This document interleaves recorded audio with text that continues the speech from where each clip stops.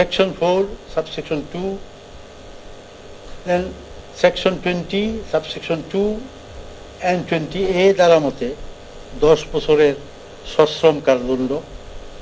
এবং 6 নম্বর চার্জে conspiracy, instigation এবং কমপ্লিসিটি, এটি দুষ্কর্মে আসামি হাসানুল হক ইনু, পিতা মৃত AHM কামরুল হক, মাতা মৃত বেগম হাসনা হেনাকে তার বিরুদ্ধে গঠিত 3 নম্বর চার্জে সাক্ষী রাইসুল হক সহ অন্যান্য ভিকটিমদের গুরুতর আহত তথা নির্যাতন, torture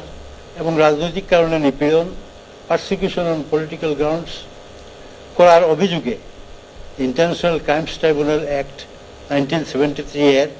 section 3, subsection 2, clause A, clause G, section 4,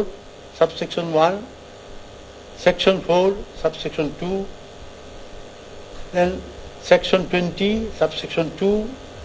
and 20A দ্বারা মতে 10 বছরের সশ্রম কারাদণ্ড এবং 6 নম্বর চার্জে কনস্পিরেসি, ইনস্টিগেশন এবং complicity,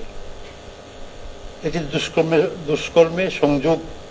in crimes against humanity এর দায়ে ইন্টারন্যাশনাল ক্রাইমস ট্রাইব্যুনাল অ্যাক্ট 1973 এর section 3, subsection 2, clause A and clause G, section 4, subsection 1, then section 4, subsection 2, section 20, subsection 2,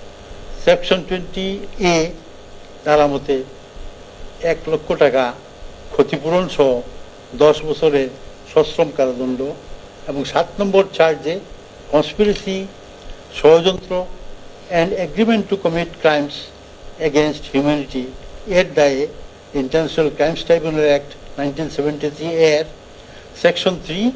subsection 2, clause A, clause G, section 4, subsection 1, section 4, subsection 2, section 20, subsection 2, section 20A দ্বারা মতে 1 লক্ষ টাকা ক্ষতিপূরণ সহ 10 বছরের সশ্রম কারাদণ্ডে দণ্ডিত করা হলো। আসামিকে তার বিরুদ্ধে গঠিত 1, 2, 4, 5 নম্বর চার্জ এবং 8 নম্বর চার্জের সকল কাউন্ট হইতে খালাস প্রদান করা হইল।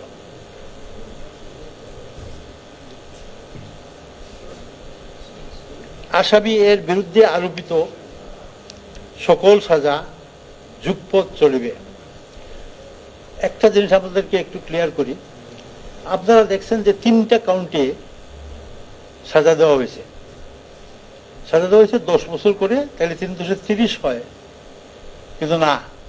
এইটা সর্বশেষ যায় বলা হয়েছে যে আসামির সাজাগুলা কনকারেন্টলি চলবে, তার মানে এই 10 বছরই আসলে সাজা হবে, শাস্তি হবে। তো এই আর কি কথা, আসামিদের বিরুদ্ধে আরোপিত সকল সাজা যুগপৎ চলতে থাকবে। This is all about the judgment of today.